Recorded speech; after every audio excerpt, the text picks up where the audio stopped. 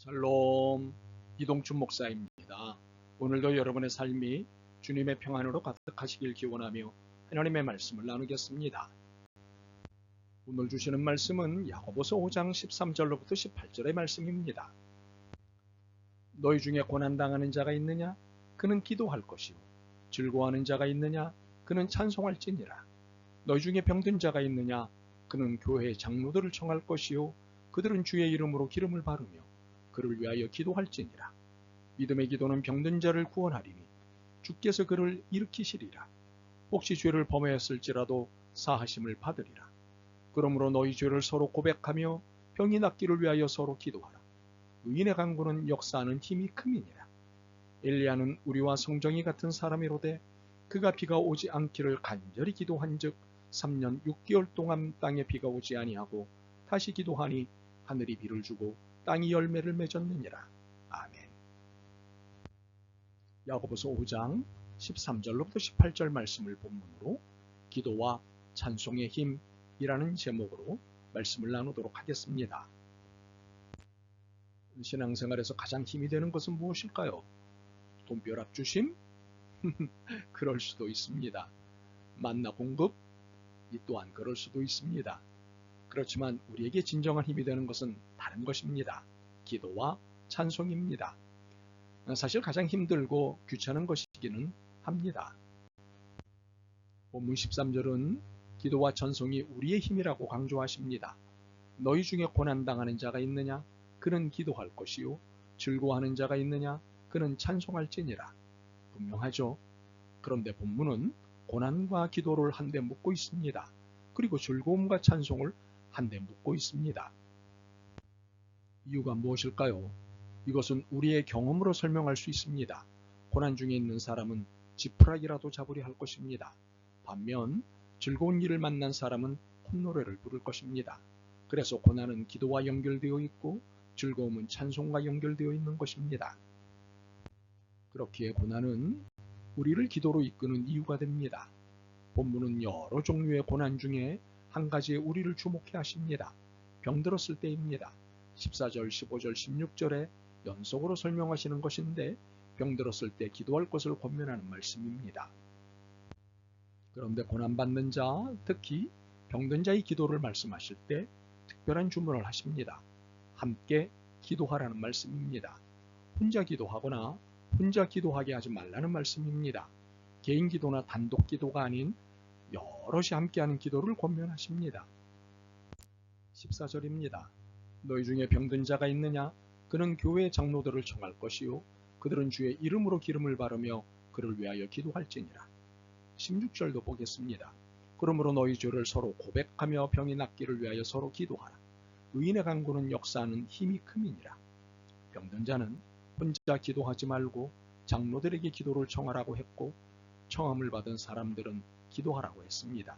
이것을 16절의 표현에 의하면 서로 기도하라는 것입니다.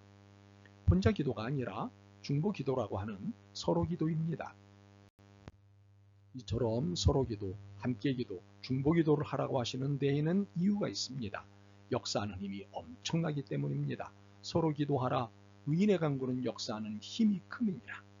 물론 이 말씀은 의인의 간구 자체가 역사하는 힘이 큼을 말씀하시는 것입니다. 그러나 본문의 흐름이 서로 기도이기 때문에 서로를 위해서 하는 기도의 힘이 크다는 해석은 잘못된 해석이 아닙니다. 그러므로 성도들이 서로를 위해 기도하는 중보기도는 그 역사하는 힘이 엄청나다는 사실입니다. 특히 의인 한 사람의 기도가 얼마나 엄청난지를 엘리야의 예를 들어 설명합니다. 엘리야가 비가 오지 않기를 기도하자 3년 6개월 동안 비가 내리지 않았습니다. 그리고 다시 기도하자 비가 내리기 시작했습니다. 이처럼 의인의 간구는 역사하는 힘이 크다는 것입니다. 그러니 의인 한 사람이 아닌 의인들이 서로 기도하고 합심해서 기도하는 중보기도는 역사하는 힘이 얼마나 더 크겠습니까? 그러므로 서로를 위해 기도하는 것, 힘을 합쳐 함께 기도하는 것은 고난을 받을 때 그 고난을 이길 수 있는 힘이자 기회입니다. 그리고 병들었을 때 병을 이길 수 있는 힘입니다. 그러므로 기도하십시오. 그러나 막연한 기도는 드리지 마십시오. 믿음으로 기도하십시오. 이것은 명령입니다. 이유인즉 의심으로 기도하는 것은 역사가 일어나지 않기 때문입니다. 야고보서 1장 6절과 그리고 7절과 8절은 믿음의 기도가 어떤 것인지에 대한 정의입니다. 오직 믿음으로 구하고 조금도 의심하지 말라. 의심하는 자는 마치 바람에 밀려 요동하는 바다 물결 같으니 이런 사람은 무엇이든지 주께 얻기를 생각하지 말라. 두 마음을 품어 모든 일에 정함이 없는 자로다. 이렇게 믿음의 기도는 역사하는 힘이 큽니다. 그러므로 믿음의 기도였던 엘리야의 기도를 본받아 여러분의 기도도 믿음의 기도가 되기를 바랍니다. 특히 서로를 위해 중보하는 기도, 고난 중에 있는 자를 위한 중보기도, 병든 자를 위한 합심기도는 커다란 역사를 일으키는 기도입니다. 너무도 아름다운 기도입니다. 화가인 알버트 듀로의 어린 시절은 무척 가난했습니다. 학비조차 낼 수 없는 형편이었습니다.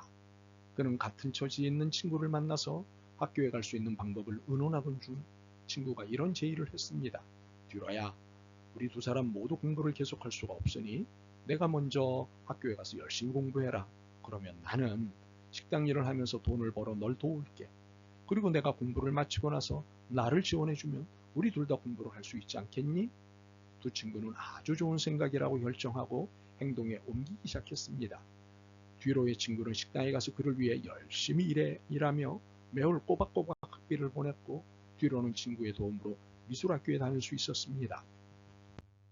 학교를 졸업한 듀로는 자기 학비를 벌기 위해 많은 희생을 한 친구의 도움을 생각하며 친구를 찾아갔습니다. 그런데 친구는 식당 한 구석에서 친구 듀로를 위해 열심히 기도하고 있었습니다. 하나님 아버지, 저희 친구 듀로가 열심히 공부해서 훌륭한 화가가 되게 해주세요. 그리고 하나님의 영광을 위하여 많은 그림을 그릴 수 있게 해주세요.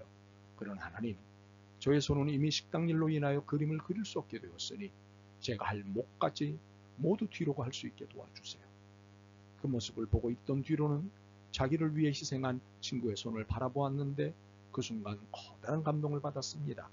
즉시 붓을 들어 사랑하는 친구의 기도하는 손을 스케치하였습니다. 그 그림이 바로 그 유명한 알버트 듀로의 기도하는 손입니다.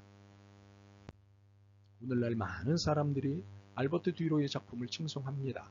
그러나 많은 작품 중에 어느 것도 희생, 노동, 감사 그리고 사랑에 대한 감동적인 이야기를 전해주는 기도하는 손만큼 사람들의 가슴을 적시지는 못합니다. 그만큼 기도하는 손은 아름답고 위대하기 때문입니다. 그러므로 이제부터는 기도하라고 명령하신 이유를 잊지 마시기 바랍니다. 기도는 아름답고 위대하고 놀라운 일을 만들어냅니다. 그런데 찬송 또한 기도와 다르지 않다는 사실입니다. 시편 150편은 시편의 마지막이자 시편 전체의 결론 부분입니다. 시편 전체의 결론 부분을 마지막 6절이 말해주고 있습니다. 호흡이 있는 자마다 여호와를 찬양할지어다. 이 시편은 6절밖에 안 되지만 찬양하라는 말이 13번이나 나옵니다. 이렇게 한 단어를 계속 반복해서 사용한다는 것은 그만큼 강조하고 있다는 의미입니다. 말씀의 요지는 시편의 결론이 곧 인생의 결론이라는 것입니다. 호흡이 있는 자마다 여호와를 찬양하라입니다.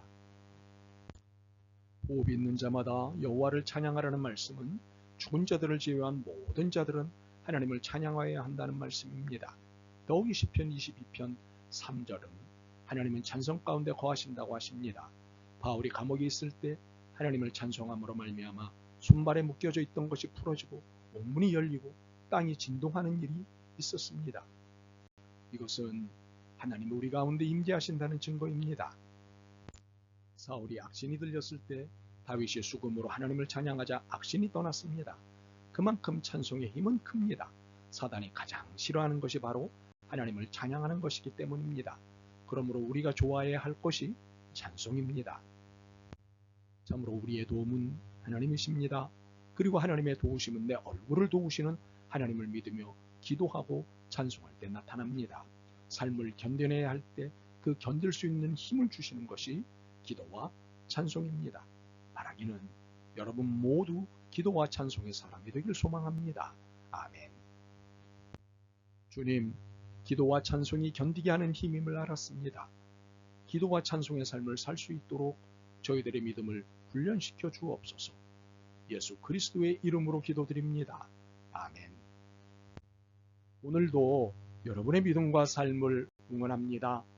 사랑합니다.